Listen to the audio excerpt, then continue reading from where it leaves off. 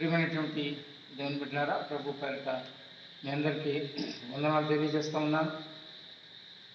ఈ యథావిధిగా శుక్రవారం మనం ప్రభు పాదాలకు చేరువచ్చి అనేకమైన విషయాల కొరకు ప్రార్థన చేస్తూ ఉన్నాం. ఇంకా శుక్రవారం మందిరంలో కూడి రావటం లేకుండా ఇంకా ప్రభుత్వం అన్నిటి మనకి ఇంకా దొరకలేదు. అందుని బట్టి మనం ఇలాగా ఈ వీడియోలోనే ఈ పరిచయం చేసుకుంటూ ఉన్నాం. మరి చేరి వచ్చినటువంటి మీ అందరికీ ప్రభు పెట్టి ఉందని తెలియజేస్తూ ఉన్నాను. ప్రార్థన చేద్దాం. యథావిధిగా మనం ఈ యొక్క వర్తమానం విన్న తర్వాత మీరున్న చోట్లనే ఉండి మీకు ప్రభు ఏ రీతిని భారం ఇస్తారో ఆ భారాన్ని బట్టి కొద్ది సమయం ప్రార్థనలో కుటుంబంగా మనం గడుపుదాం. ప్రార్థన చేద్దాం. తల్లి మీకు వందనాలు చెల్లిస్తున్నాం.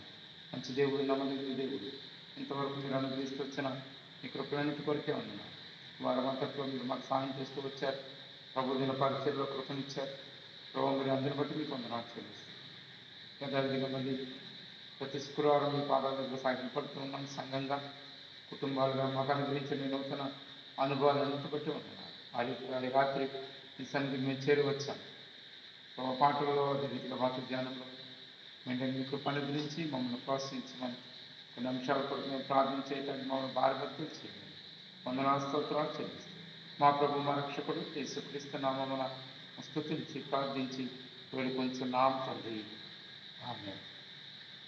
ఈ సమయంలో శివుని గీతాల పాటల పుస్తకంలో నుండి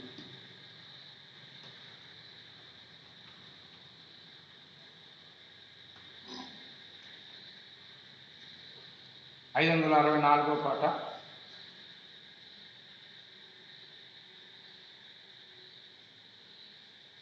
నాలుగు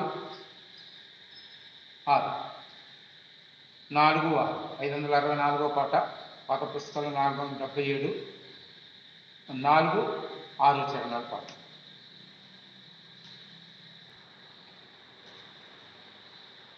పాట సంఖ్య 564, పాత పాటల పుస్తకం 477, 4వ చరణం, 6వ చరణం.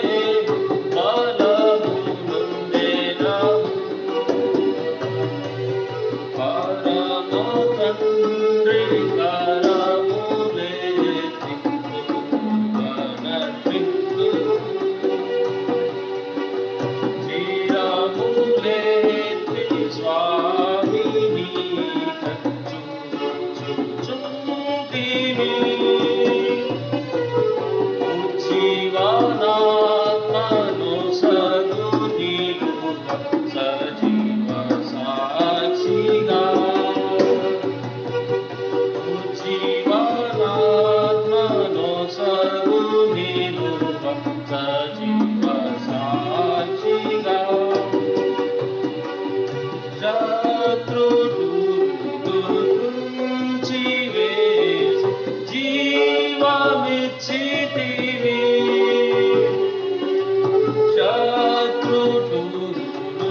శత్రువులనుంచివే జీవమిచ్చితివి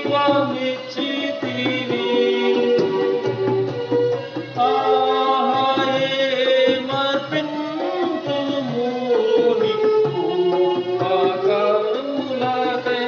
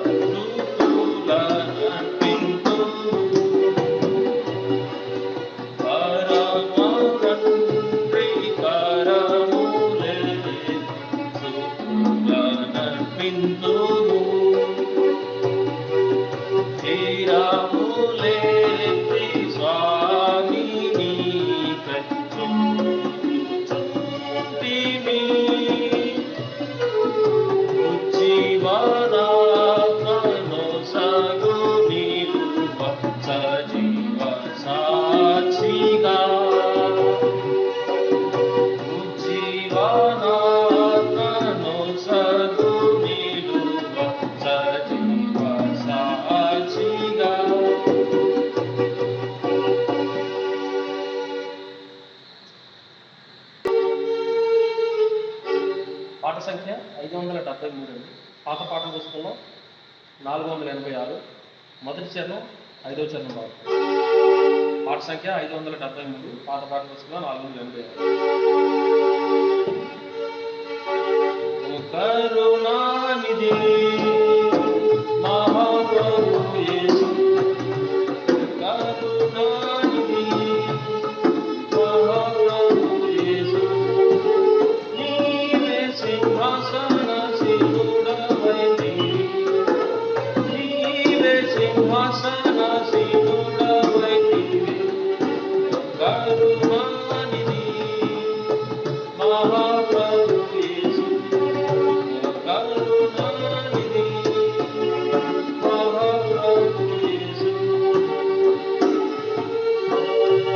సత్య స్వరూపి పరిశుద్ధుడవు సత్య స్వరూపివి పరిశుద్ధుడవు దావీదు తాళము కలిగినావు దావీదు తాళము కలిగినావు నీవు తెరచినది మూయగలేరు నీవు తెరచినది మూయగలేరు అందించినది తెరువగలేరెవరు అందించినది తెరువగలేరెవరు నీ మహాత్మ్యమదే నీ మహాత్మ్యమదే కరుణానిధి మహాప్రభు యేసు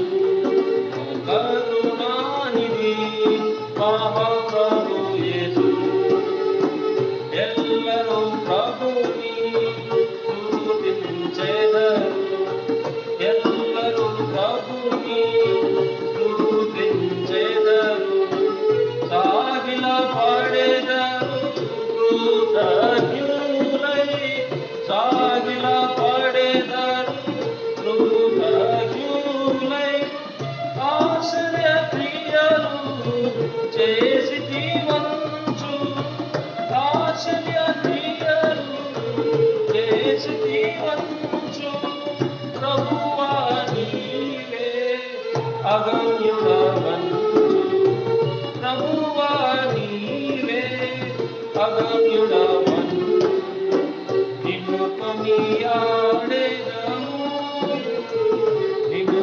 కొనియాడెదము కరుణానిధి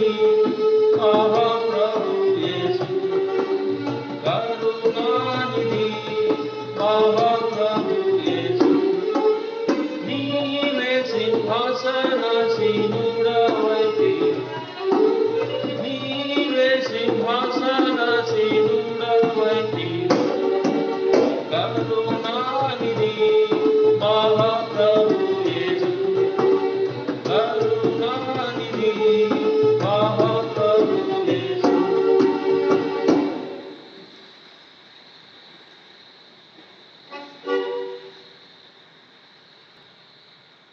పాట సంఖ్య 576 అండి. పాత పాట పుస్తకం 489. పాట మొత్తం పాడు. పాట సంఖ్య 576, పాత పాట పుస్తకం 489.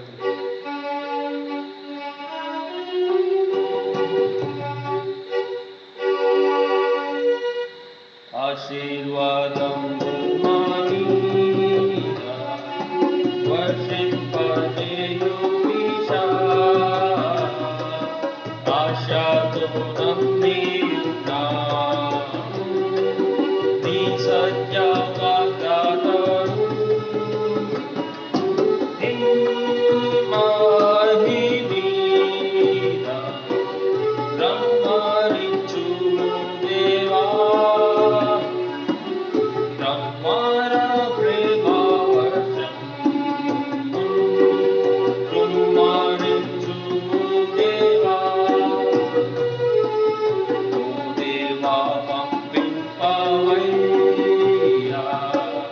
నీ దీవెనదారను, మా దాహమెల్లాను బాపు మాధుర్యమౌ వర్షము.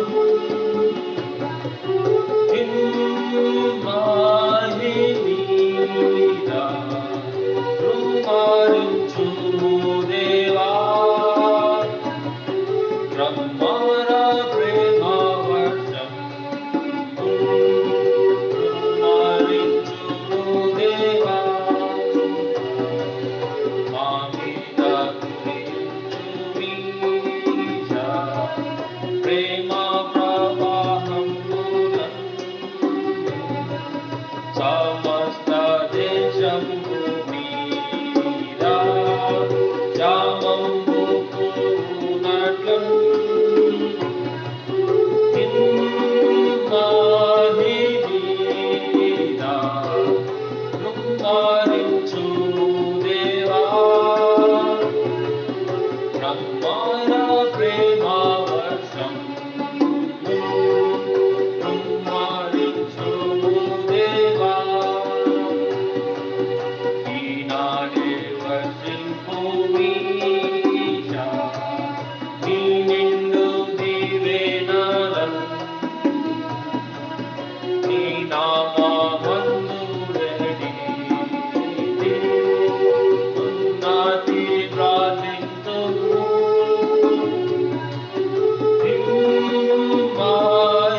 మహిమీద కృమరించుము దేవా, బ్రహ్మర ప్రేమవర్షం కృమరించుము దేవా. దయతో వాక్యం మనకు పూర్వం బైబిల్ కల్లో పాడుతున్నాను. అందరూ బైబిల్ ఎత్తి గ్రంథ వాగ్దానములని నాకు, గ్రంథ వాగ్దానములన్నీ నావి, రాతి అధ్యాయము వరుస వచనము, దాన దివ్య ప్రేమ వాగ్దానములు, గ్రంథ వాగ్దానములన్నీ నావి.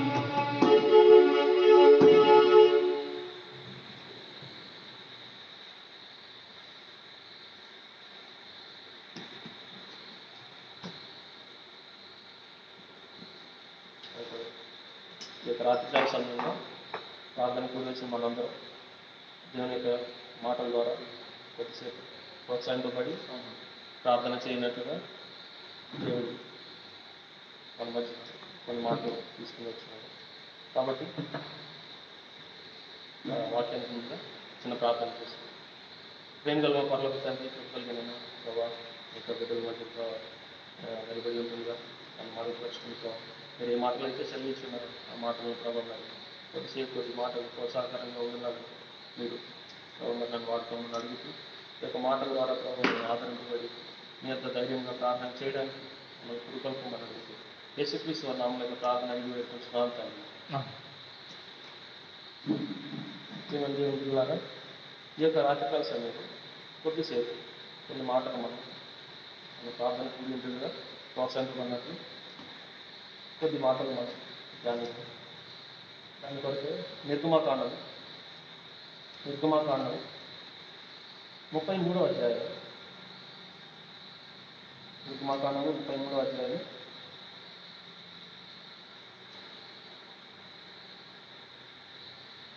18వ వచనం చదువుతాము. 18వ వచనం చదువుతాము. 18, 19. అతడు, దయచేసి నీ మహిమను నాకు చూపుమనగా ఆయన, నా మంచితనం అంతయు నీ ఎదుట కనుపరచెదను, యెహోవా నామమును నీ ఎదుట ప్రకటించెదను. నేను కరుణించు వానిని కరుణించెదను, ఎవని యందు కనికరపడేదనో వాని యందు కనికరపడేదను. ఈ యొక్క అధ్యాయం లేకపోతే ఈ యొక్క వచనం నిర్గమాకాండం అంతా కూడా ఇశ్రాయేలీల ప్రయాణం గురించి, అట్లాగే వాళ్ళ ఐగుప్తు నిర్గమమైన విధానం, అట్లాగే ఎటు రీతిగా మోషే వారిని నడిపించడం అన్న దాని గురించి మనం చూస్తూ వస్తాం. అయితే ఇక్కడ ఈ 33వ అధ్యాయంలో ఈ యొక్క 2 వచనాలు నేను చదివించడానికి కారణం ఏంటంటే, ఇక్కడ మోషే యొక్క ప్రార్థన లేకపోతే మోషే దేవునితో మాట్లాడిన విధానం మనకు కనిపిస్తుంది.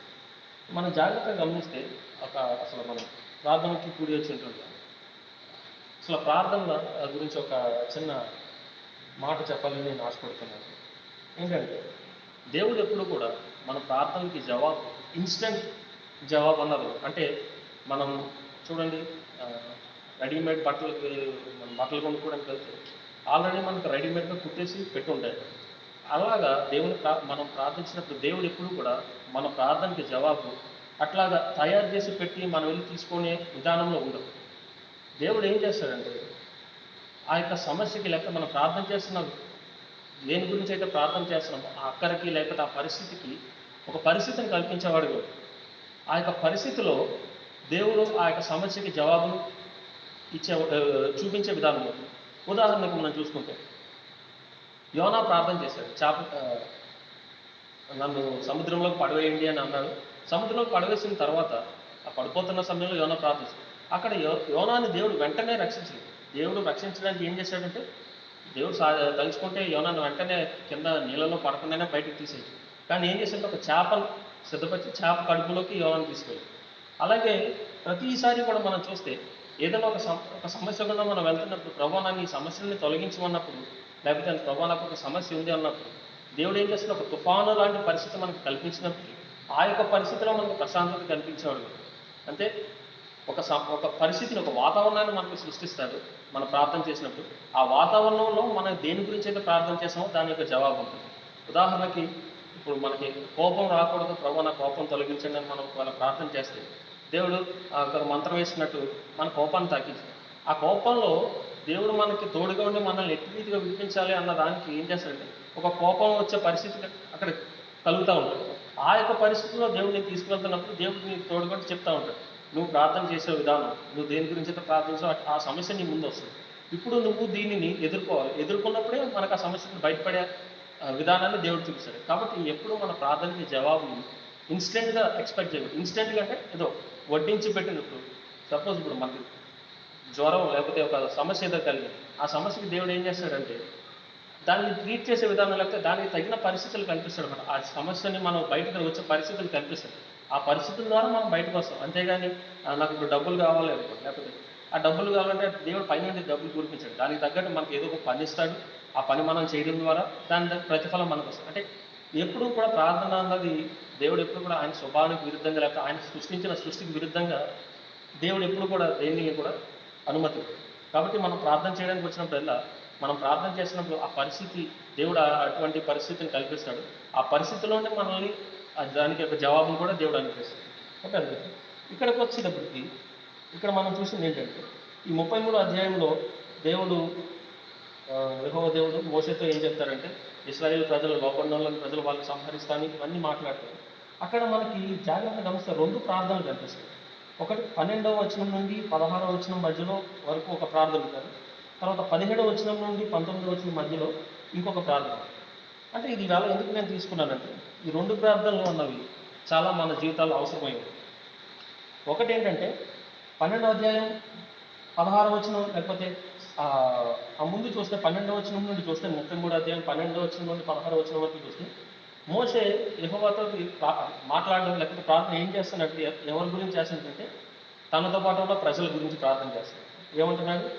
ప్రభువా, నువ్వు ఈ ప్రజలను తోడుకుని వెళ్ళిపోమన్నావు, కానీ మాతో పాటు ఎవరిని పంపుతాను? ఎందుకంటే దేవుడు వారికి వాగ్దానం చేశాడు, మీతో పాటు నేను ఒక దూతను పంపుతాను, లేకపోతే నా సన్నిధి మీతో వచ్చును అని చెప్పి దేవుడు చెప్తాడు. ఆ ముందు జరిగిన విషయం ఏంటంటే నువ్వు వాళ్ళ లోబడి వాళ్ళని సంహరించేస్తాను, నేను నిన్ను ఏర్పరచుకుంటాను అని అంటాడు. కానీ ఇక్కడికి వచ్చేటప్పటికి మోషే ప్రార్థన చేస్తాడు, ప్రభు మరి ఈ ప్రజల్ని నన్ను తీసుకెళ్ళమన్నావు, ఈ ప్రజలతో పాటు మీరు వస్తా అన్నారు ఏంటి అని చెప్పి ప్రార్థన చేస్తాడు.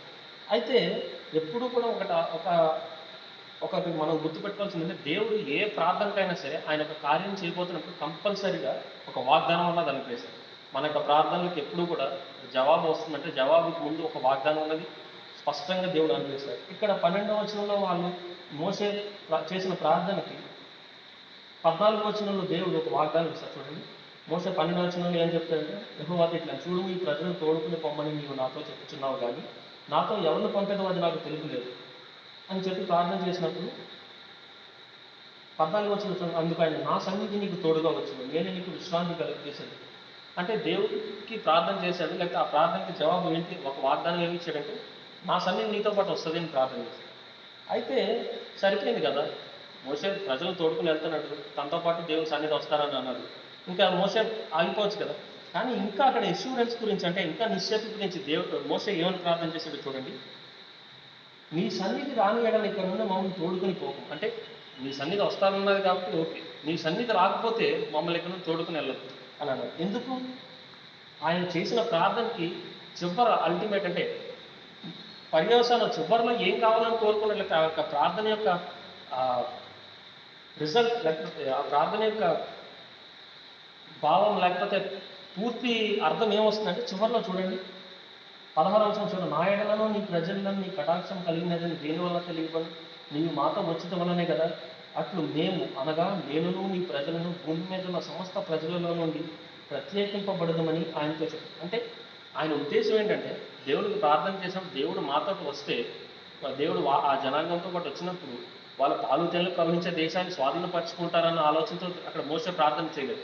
మోషే యొక్క ప్రార్థనకి కారణం ఏంటంటే ఎందుకు దేవుని సన్నిధి వాళ్ళతో పాటు రావాలని మోషే కోరుకున్నాడంటే చివరిలో ఉంటుంది, సమస్త భూమి మీద ఉన్న సమస్త ప్రజలలో నుండి ప్రత్యేకింపబడుతుంది. అంటే వారు దేవునికి ప్రత్యేకింపబడిన జనం అని మోషే గుర్తెరిగి ఆ యొక్క ప్రత్యేకతను మోషే వారి పట్ల కోరుకుంటూ, ప్రభువా నువ్వు దేవా నువ్వు మాతో వస్తేనే కానీ మేము ప్రత్యేకింపబడిన వారంగా మేము కనిపించాం, మాకు పాలు తేళ్లు ప్రవహించే దేశం ముఖ్యం కదా, అది ఒక గోల్, దేవుడు దాన్ని ఎట్లాగా స్వాధీనపరచాలి.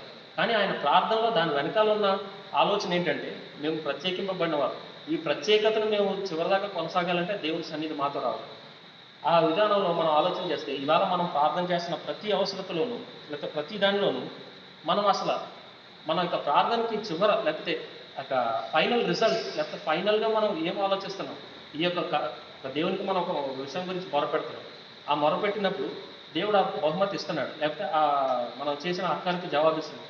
ఆ జవాబును బట్టి అల్టిమేట్గా చివరగా ఆయన మహిమపరచబడుతున్నాడా, లేకపోతే మనం ప్రత్యేకింపబడిన వారమని ఆయన ఇచ్చిన జవాబును బట్టి మనం గుర్తెరగలుగుతున్నాం అన్నది చాలా ప్రాముఖ్యమైనది. అంటే ఏంటంటే ఇక్కడ మోషే ఎట్లాగైతే ప్రత్యేకింపబడాలి అన్న ఆలోచనతో ప్రార్థన చేశాడు, మనం కూడా మనం ప్రత్యేకింపబడిన వారము, లేకపోతే మనం ప్రార్థన చేసిన విధానంలో దాని వల్ల వచ్చే బహుమతి లేకపోతే జవాబు వల్ల మనం ప్రత్యేకింపబడిన వారం, లేకపోతే దేవునికి మనం ఏర్పరచబడిన వారం అని మనం చేసిన ప్రార్థన వల్ల మనకి ఆ గుర్తింపు వస్తుందా అన్నది చాలా ప్రాముఖ్యమైన విషయం. అంటే ఏంటంటే మనం ఆయన వారమని గుర్తెరిగినప్పుడు ఏమవుతుందంటే మనం చేసే ప్రార్థన కూడా చివరికి తుదకు దేవుడు మహింపరిచే విధానంలో మన యొక్క ప్రార్థన దాని యొక్క ఫలితం ఆధారపడుతుంది. ఎప్పుడంటే మనం ఆయన వారము, లేకపోతే మనం ప్రత్యేకింపబడిన వారము అని గుర్తెరిగి మనం ప్రార్థన చేస్తాం. అట్లా చేసినప్పుడు దేవుడు మహిమ పొందుతాడు. అలా కాకుండా మనం సాధారణంగా గమనిస్తాడండి, ప్రతి ప్రార్థనకి జవాబిస్తాడు. దీనికి దైవజనులు చాలా మంచి చెప్తారు. ఏంటంటే రెండు విధాలైన చిత్తాలు ఉన్నాయండి. ఒకటి పర్మిసివిల్, సబ్మిసివిల్. పర్మిసివిల్ అన్నది ఏంటంటే మనం ఒక విషయం గురించి బలవంతంగా ప్రార్థన చేసి ఉంటే తప్పకుండా దేవుడు దాన్ని అనుగ్రహించే విధానం. దీనికి చిన్న ఉదాహరణ రెండు చెప్తాను. అమెరికా దేశంలో ఒక స్త్రీ, తనకి 3 సంవత్సరాల కుమార్తె ఉంది. ఆమెకు భయంకరమైన ఒక వ్యాధి వచ్చి ఆ చిన్న పాపకి డాక్టర్స్ చెప్పేశారు, ఈమె బతకదు, 2 రోజుల కన్నా ఎక్కువ బతకదు, ఈమె చనిపోతుంది అని చెప్పి వాళ్ళు ప్రార్థన చేసినప్పుడు కూడా దేవుడు కూడా పాస్టర్ గారితో వాళ్ళతో మాట్లాడుతూ వాక్యం ద్వారా దేవుడు తెలియపరిచినప్పుడు కూడా ఏంటంటే, ఈ చిన్న బిడ్డను నా రాజ్యం ఉంటుంది, నేను తీసుకుని పోతానన్నది స్పష్టంగా తెలియజేశాడు.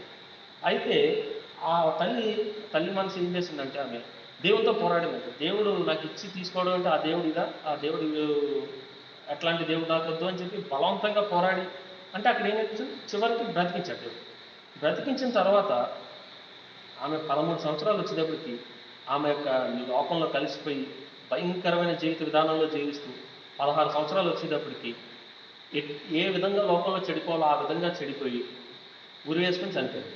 ఆ ఉరి వేసుకుని చనిపోయిన రోజున ఆమె సాక్ష్యం చెప్పినది, 3 సంవత్సరాల వయసులో నా కూతురు చనిపోయింది, ఇవాళ పరలోకంలో ఉందని. ఇవాళ 15 సంవత్సరాలప్పుడు చనిపోయింది. ఇప్పుడు ఈమె చనిపోయినందుకు నేను ఏడవాలా, లేకపోతే నరకంలో ఉంటుందని ఏడవాలా, లేకపోతే దీని అంతటికీ కారణం నేనని ఏడవాలా అని చెప్పి ఆమె ఏడుస్తా చెప్పిన ఆ సాక్ష్యాన్ని బట్టి ఆ పాస్టర్ గారు గుర్తు తెచ్చుకున్నారట. 3 సంవత్సరాల వయసులో ఉన్నప్పుడు దేవుడు చెప్పిన మాట ఏంటి, మనం చేసిన ప్రార్థన ఏంటంటే, ఇదే విధానం మనం ఆ దేవుని రాజుల గ్రంథంలో కూడా మనం చూస్తాం. హిజ్కియా విషయంలో కూడా, ఇది దైవజనులు గతసారి మేము సహోదరుల గుడిలో కూడా ధ్యానం చేస్తాం. హిజ్కియాకి ఆయుష్ దేవుడు ఇల్లు చక్కబెట్టుకోమని చెప్పినప్పుడు అప్పుడు దాకా హిజ్కియా జీవితం చాలా బాగున్నది. తర్వాత దేవుడు ముఖం గోడతోటి తిప్పుకుని కన్నీళ్ళు విడిచినప్పుడు దేవుడు 15 సంవత్సరాలు ఆయుష్ పొడిగిస్తాడు. ఆ 15 సంవత్సరాలు ఆయుష్ పొడిగించిన తర్వాత ఎంత భయంకరమైన విధానం ఆ తర్వాత వచ్చిందంటే, మనస్సే పుట్టాడు. ఎందుకంటే మనస్సే 13 సంవత్సరాల వయసులో రాజయ్యాడు. 13 సంవత్సరాల వయసులో రాజయ్యాడంటే హిజ్కియాకి తర్వాత అనుగ్రహించిన 15 సంవత్సరాల ఆయుష్ కాలంలో మనస్సే పుట్టాడు. తర్వాత మనస్సే ద్వారా ఎట్టి రీతిగా ఇశ్రాయేల్ వారు చెడిపోవాలో అంత రీతిగా వారు నాశనం అయిపోయారు. కాబట్టి ఎప్పుడు కూడా దేవుని చిత్తానికి మనం లోబడినప్పుడు ఆయనకు మహిమకరంగా ఉండేలాగా మన ప్రార్థన, లేకపోతే మన కోరుకునేది ఆయన మహిమకరంగా ఉన్నదా లేదా అని ఆలోచించుకుని మనం ప్రార్థన చేసినప్పుడు తప్పకుండా మనం ఆశీర్వదింపబడేవారు. అయితే ఇది సమాజం గురించి ప్రార్థన చేశాడు మోషే. సమాజం గురించి మనం కూడా ప్రార్థన చేస్తాం, మనం మిషనరీల గురించి ప్రార్థన చేస్తున్నాం, రోగగ్రస్తులుగా ఉన్న వారి గురించి ప్రార్థన చేస్తున్నాం, మన సంఘం గురించి ప్రార్థన చేస్తాం, ఇన్ని ప్రార్థన చేస్తాం. రెండో ప్రార్థన ఏంటంటే, ఇది చాలా ముఖ్యమైనది. 17వ వచనంలో మనం చూసాం కదండి, నిర్గమకాండం 33వ అధ్యాయం 17వ వచనం వరకు దేవుడికి మోసే ప్రార్థన చేశాడు. ఆ ప్రార్థనకి జవాబు ఇచ్చాడు, నిశ్చయిత అనుగ్రహించాడు. సరే, ప్రత్యేకింపబడిన వారంగా ఉంటాము కాబట్టి ఆలోచన ప్రార్థన చేసి దేవునికి అది చాలా నచ్చింది. రెండోది చూడండి, అక్కడ 18వ వచనంలో, దయచేసి నీ మహిమను నాకు చూపమనగా ఆయన నా మంచితనం అంతా నీ ఎదుట కనపరచదు. ఇది చాలా ప్రాముఖ్యం. ఇక్కడ ఏం చేస్తానంటే, మోసే సరే సమాజంతో అయిపోయింది, తన యొక్క పర్సనల్ విధానం ఏంటన్నది గుర్తెరిగి తన యొక్క పర్సనల్గా తన గురించి ప్రార్థన చేసుకుంటున్నాడు. ఏమని ప్రార్థన చేస్తున్నాడు? నీ యొక్క మహిమ నాకు కనిపిస్తుంది. జాగ్రత్తగా గమనిస్తే మోషేకి దేవుని మహిమ కనపడలేదండి, ఆ ముందే ఉంటుంది. ఏంటి, ఎక్కడ 16వ అధ్యాయంలో చూడండి, నిర్గమకాండం 16వ అధ్యాయం 10వ వచనంలో చూడండి. అట్లా అహరోను ఇశ్రాయేలీయుల సర్వ సమాజంతో మాట్లాడుచుండగా వారు అరణ్యం వైపు చూచింది. అప్పుడు యెహోవా మహిమ ఆ మేఘంలో వారికి కనిపి. అక్కడ అహరోనుతో ఉన్నప్పుడు మోషే లేరా, ఉన్నాడు కదండి. అలాగే మనం తిరిగి చూస్తే 24వ అధ్యాయంలో కూడా మనకు అదే విషయం కనిపిస్తుంది. 24వ అధ్యాయం 16-17 వచనంలో చూడండి. మోషే కొండ మీదకి ఎక్కినప్పుడు ఆ మేఘము కొండను కమ్మెను, యెహోవా మహిమ సీనాయి కొండ మీద నిలిచాను, మేఘం 6 దినములు దానికి కప్పుకున్నాను, 7వ దినం ఆయన ఆ మేఘంలో మోస. అంటే మోసే ముఖాముఖిగా ఉన్నప్పుడు దేవుడు మహిమను చూచాడు 2 సార్లు. కానీ ఎందుకు ఇక్కడ ఇంకా నీ మహిమ నాకు కనపరచమని అడుగుతున్నాడు అంటే ఇంకా దేవునితో దగ్గరగా, ఆయనతో పర్సనల్గా దగ్గరగా రిలేషన్ కావాలని ఆయన కోరుతా ఉన్నాడు. అది జాగ్రత్తగా గమనిస్తే ఇక్కడ మాట్లాడిన మాట ఏంటంటే, కబోద్ అనే మాట మాట్లాడేదన్నమాట. ఇక్కడ మహిమను కనపరచమన్నదానికి గ్రీక్ భాషలో, హిబ్రూ భాషలో కబోద్ అనే మాట మాట్లాడేది. ఈ కబోద్ అన్నది ఏంటంటే మేనిఫెస్టెడ్ గ్లోరీ, అంటే వ్యక్తపరచబడిన మహిమ. అంటే దేవుని మహిమ అప్పుడు దాకా కనపరచబడింది ఎవరికి? మోషేకి. మోషే యొక్క కోరిక ఏంటంటే, సరే కనపరచబడింది దేవుని మహిమ నేను చూశాను, కానీ ఆ మహిమ ఎలాంటిదో నాకు దేవుని ద్వారా వ్యక్తపరచాలి. అంటే భావ వ్యక్తీకరణ అన్నది జరగాలి దేవుని ద్వారా అన్నది అసలు ఎంత గొప్ప విషయం అండి. దీన్ని మనం అర్థం చేసుకోవాలంటే చిన్న విధానం. చూడడం వేరు, లేకపోతే తెలవడం వేరు. ఒక మనిషిని మనం తెలుసుకోవడం వేరు, ఎరగడం వేరు. మన ప్రధానమంత్రి మనకు అందరికీ తెలుసు. మోడీ అంటే మన ప్రధానమంత్రి అని మనకు తెలుసు. కానీ ఆయనతో నాకు ఎరిగి ఉన్న భావం అంటే దగ్గరగా క్లోజ్ రిలేషన్ అన్నది ఉండడాన్ని మనం ఎరగడం అంటాం. అట్లాగా ఇక్కడ మోషేకి అంతకు ముందు వరకు దేవుని మహిమ కనపరచబడింది. కానీ ఇక్కడికి వచ్చేటప్పటికి దేవుని మహిమను ఏమడుగుతున్నాడంటే, నాకు వ్యక్తపరచు ప్రభువాన్ని దైవాన్ని మహిమను అడుగుతాడు. అది సాధ్యం కాదు. ఎందుకంటే ఆయన మహిమను చూసి ఏ నరుడు బ్రతకజాలడు. కానీ దేవుడు ఎంత దయగలవాడు, ఎంత విధానంలో ఉందంటే, దేవుడు మోషే యొక్క ఆశని చూసి ఏం చేశాడంటే, ఆ కింద వచ్చిన 18 వచ్చిన దానికి ఆన్సర్ ఏం చేయండి, ఆయన నా మంచితనం అంతయు నీ ఎదుట కనపరిచేదను, అంతేకాకుండా యెహోవాను నామమును నీ ఎదుట ప్రకటించేది. మంచితనం అంతా అంటే నా యొక్క మహిమను చూసి మోషే తట్టుకోలేడు. మోషే కదా ఏ నరుడు తట్టు. కానీ అతను కోరిన కోరికకు జవాబుగా ఏం చేశాడంటే తన మంచితనం అంతా దేవుడు కనిపించాడు. ఆ మంచితనంలో దేవుని నీతి ఉంది, దేవుని న్యాయం ఉంది, దేవుని యొక్క ప్రేమ ఉంది, కోపం ఉంది, అన్నీ కూడా దేవుడు మోషేకి కనపరిచాడు. కాబట్టి మనం ఎప్పుడైనా ప్రభువా నీ యొక్క మంచితనం నాకు చూపించు, లేకపోతే నీ యొక్క ఆశీర్వాదం నాకు ఇయ్యని అన్నప్పుడు, ఆయన ఆశీర్వాదం మనం కోరుకున్నప్పుడు దేవుడు ఉత్తినే ఆయన ఆశీర్వాదం మనకి ఇవ్వడండి. లేకపోతే మనల్ని ఆశీర్వదించాలంటే మనం ఆయన మహిమను కనుక్కునే వారంగా ఉండాలి. ఇది చాలా important. Personal relation with God అన్నది చాలా ఇంపార్టెంట్. ఇది లేకుండా మనం ప్రార్థనలు చేయొచ్చు, మన ప్రార్థనలకు జవాబులు వస్తాయి, మన వాక్యం చెప్పొచ్చు, మన సంఘంలో ఎదగొచ్చు, లేకపోతే మిషనరీ గురించి ప్రార్థన చేయొచ్చు, సువార్త గురించి ప్రార్థన చేసి మన ప్రార్థనకు స్వస్థత లభించవచ్చు. కానీ ఇవన్నీ పక్కన పెడితే నీకు దేవునికి ఉన్న సంబంధం ఏంటి? దేవుడిని ఎరిగాం, ఆ యొక్క ఎరిగిన దానిలో ఒక మెట్టు పైకి ఎదగడం అన్నది, లేకపోతే ఇవన్నీ తర్వాత నీ యొక్క రిలేషన్ దేవునితో అన్నది అది అభివృద్ధి చెందుతూ ఉంటేనే ఈ యొక్క మిగతావన్నీ కూడా అక్కడికి వస్తాయి. కాబట్టి ఇంకొకటి, దేవుడు మహిమ తన మంచితనం అంతా మోషేకి కనిపించదు. దాంతోపాటు యెహోవాను పేరు అన్న నామమును నీ ఎదుట ప్రకటించేది నాకు. ఆయన నామాన్ని ప్రకటించడం ఏంటండి, మనం ప్రకటిస్తాం కదా, దేవుడి నామాన్ని పట్టుకుని మనం ప్రకటిస్తాం. కానీ యెహోవాను నామం నీకు ప్రకటించేదను అంటే అది ఏం చూపిస్తుందంటే, పూర్వకాలంలో లేకపోతే పాత నిబంధన కాలంలో వాళ్ళు పేర్లు పెట్టుకున్నప్పుడు ఆ పేరు ఏంటంటే వారి యొక్క క్యారెక్టర్ని, లేకపోతే వారి యొక్క వ్యక్తిత్వాన్ని డిఫైన్ చేస్తారు. ఉదాహరణ చూసుకుంటే మోషే అనే పేరుకి అర్థం ఏంటంటే నీటిలోండి తీయబడినాడు. అంటే మోషే ఎక్కడి నుంచి తీయబడ్డాడు? నీటిలోండి తీయబడ్డాడు. అట్లాగే దానియేలు అంటే దేవుడే నా గాడ్ ఈజ్ మై జడ్జ్ అని. అట్లాగా ప్రతి పేరుకి ఉన్న అర్థం ఏంటంటే వారి యొక్క వ్యక్తిత్వాన్ని సూచిస్తూ ఉంటారు.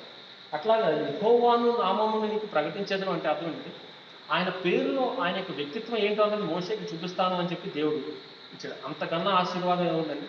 కాబట్టి ఎప్పుడైతే మన యొక్క పర్సనల్ విధానం మన సంఘ ప్రార్థనకు వచ్చినప్పుడు ఏంటంటే సంఘంలో ఉన్న అక్కర్లో సమస్యలు మంచిదే, వాటితో పాటు ఇది కూడా చాలా ముఖ్యం. ఏదంటే ముందు మన యొక్క దేవునితో ప్రభువా నేను నీలో అభివృద్ధి చెందాలి, లేకపోతే నీ యొక్క మహిమను నాకు కనపరచమని ప్రార్థన చేసినప్పుడు మన పర్సనల్ లైఫ్ మనం దేవునిలో బలపడతాం, మనం ఆశీర్వదింపడతాం. తర్వాత మనం దాన్ని బట్టి మనం చేసే ప్రార్థనలన్నీ కూడా చాలా మధురంగా ఉంటాయి. ఈ యొక్క ఎందుకు ఇది పర్సనల్గా మనం చేసుకోకుండా సంఘంతో కలిసినప్పుడు కూడా మనం దీన్ని అవలంబించాలంటే, సంఘ ప్రార్థనకి నూతన నిబంధనలో చాలా ప్రాముఖ్యత. యేసుప్రభువు ఎక్కడికి వెళ్ళినా కూడా తన శిష్యులను వెంట పెట్టుకుని వెళ్ళి ప్రార్థన చేశారు. ఆయన ఏకాంతంగా ప్రార్థన చేసిన అనుభవాలు ఉన్నాయి. మీరందరూ 37 సార్లు ఆయన ప్రార్థన చేసిన విధానాలు మనకి నూతన నిబంధన 4వ సువార్తలో కనిపిస్తుంది. అందులో 33 సార్లు ఆయన కలిసి ప్రార్థన చేసిన దానికి చాలా ప్రాముఖ్యత ఇచ్చినట్టు కనిపిస్తుంది. అపోస్తలులు అలాగే చేశారు. కాబట్టి మన సంఘంగా కూడా చేసినప్పుడు దేవుని యొక్క శక్తి అధికంగా బయలుపడుతుంది. అది మనం గుర్తించట్లేదు. అది గుర్తించినప్పుడు ఏంటంటే మన సంఘంగా కలిసినప్పుడు మన యొక్క అభివృద్ధితో పాటు మనం దేవుని మహిమను అడిగినప్పుడు ఆయన ఆశీర్వాదం, ఆయన మంచితనం ఎట్లయితే మనకు కనపరుస్తాడో అట్లానే మనతో పాటు మన అప్పుడు మిగతా అక్కర్లన్నీ కూడా అడగచ్చు. ఇక్కడ నాకు ఒక చిన్న తలంపు దేవుడు ఇచ్చింది ఏంటంటే, మోషేకి తన మంచితనం చూపించాడు, యెహోవా నామమును ప్రకటించాను అంటే తన యొక్క వ్యక్తిత్వాన్ని అంతా కూడా మోషేకి బయలుపరిచాడు. తన యొక్క నీతి, తన యొక్క కోపం, అంతే కదా ఒక మనిషి యొక్క వ్యక్తిత్వాన్ని మనకు చూపించినది. అందుకనే నాకు మోషే ద్రోహులారా ఒక చిన్న మాట అన్నందుకు దేవుడు మోషేని అంత పెద్ద శిక్ష చేసి నువ్వు వాగ్దాన దేశంలో ప్రవేశింపవన్న దానికి ఎందుకు దేవుడు అంతగా కోపపడ్డాడంటే, తన మహిమను తన వ్యక్తిత్వాన్ని అంతా మోషేకి కనపరిచినప్పుడు ఆ వ్యక్తిత్వాన్ని చూసిన మోషే ఆ యొక్క మాట అన్నప్పుడు దేవుని వ్యక్తిత్వాన్ని తను గుర్తెరిగి కూడా ఆ మాట అన్నందుకు దేవునికి బహుశా కోపం వచ్చి ఆ యొక్క మాట అని. అయితే సందర్భం అది కాదు. కానీ ఇక్కడ ఏంటంటే మనం ప్రార్థన చేయడానికి వచ్చినప్పుడు ముందు మన యొక్క పరిస్థితులన్నీ గురించి మనం ఎట్లాగా ప్రార్థించాలి, అవి ప్రార్థన చేసినప్పుడు అసలు ఆయన యొక్క మంచితనాన్ని మనం కోరుతున్నప్పుడు మనం ఆయన మహిమను కోరుతున్నాం. ఆయన మంచితనం మనకు చూపించడానికి ఆయన ఎప్పుడు సిద్ధంగా ఉంటాడు.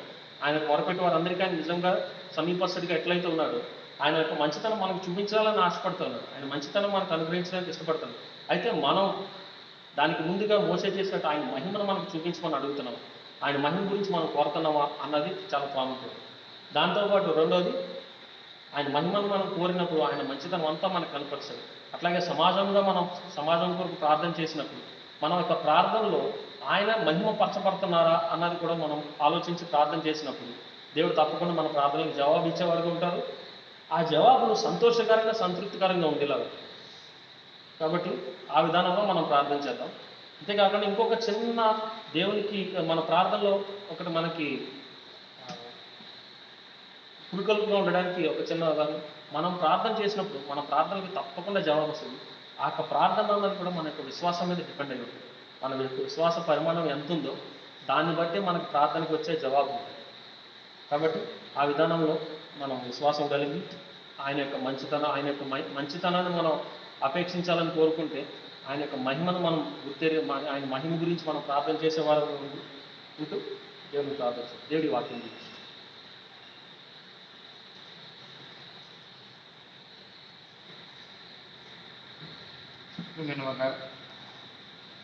ప్రార్థన అనగానే మనం చాలాసార్లు మన అక్కర్లో అవసరతలు గురించినటువంటి విధానమే అని ఆలోచన చేస్తుంటాం. ఒకసారి మనం ఎదిగిన వాళ్ళంగా ఉన్నప్పటికీ తర్వాత మనం చేస్తున్నటువంటి ప్రార్థన విధానం కూడా మన దైనందిన జీవితంలో ఎదుగుతూ ఉన్న విధానంలో అసలు దేవుని యొక్క చిత్తం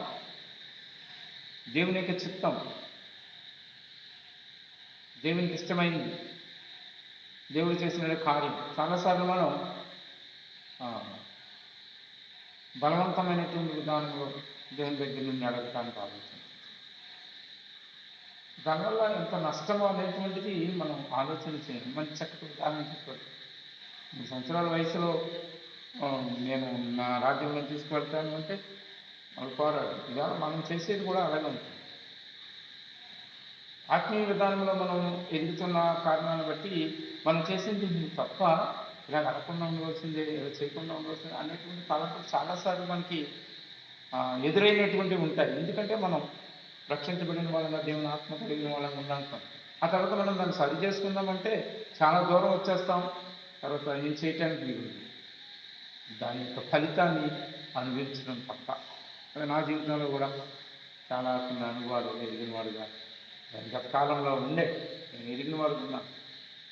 కాబట్టి ఇది చాలా ప్రాముఖ్యం. అప్పుడు నేను నేర్చుకున్నాను, ప్రభా నీకు ఇష్టమైతే లేకపోతే నువ్వు నా పట్ల ఏమి చేయాలనుకుంటున్నావో అది చేయండి, అలా నడవటానికి నాకు సహాయం చేయండి అంటూ అప్పగించుకుంటాను. అందు గురించి ఓ దైవజనుడు ఏమంటాడంటే, ఆయన రింకర్ అనేటువంటి ఆయన ప్రార్థన అనేది ఒకరినొకరు అమితంగా ప్రేమించే 2 వ్యక్తుల మధ్య జరిగే సంభాషణ అంటారు. అమితంగా ప్రేమించుకునే 2 వ్యక్తుల మధ్య జరిగే సంభాషణ. అదే సత్యం మోషే దేవుడు మధ్య ఉన్నటువంటి సంభాషణ. అంత మంచి మాట తెలియజెప్పాడు. మనం కూడా దీన్ని మహిమను చూడాలి అని ఆశపడాలి. ఇంకా దేవుడు ఏం చేశాడో తెలుసండి, ప్రత్యక్షపరచబడినటువంటి వ్యక్తిత్వపు యొక్క మహిమను చూపించాడు. దేవుని యొక్క మహిమ ఆయా సమయాలలో ఆయా రీతులుగా ఉంది. అది దేవుడు మనల్ని కూడా ఏం చేశాడో తెలుసా, బ్రహ్మపత్రులు 8 మహిమపరిచాడు. ఏ మహిమ? దేవుడు ఎట్టి మహిమ ప్రత్యక్షతతో కూడినటువంటిదిగా అర్థం చేసుకునే వ్యక్తిత్వ విధానం ఉందో అలాగే మనం కూడా మహిమపరచాలి.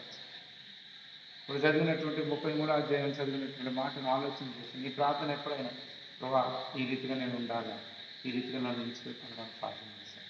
అట్లా ప్రార్థన చేయగలిగితే దేవుడు మనల్ని ప్రార్థన ప్రతిదీ ఆలకించేవాడుగా దేవుడు. ఈ సమయంలో పాల్గొనడం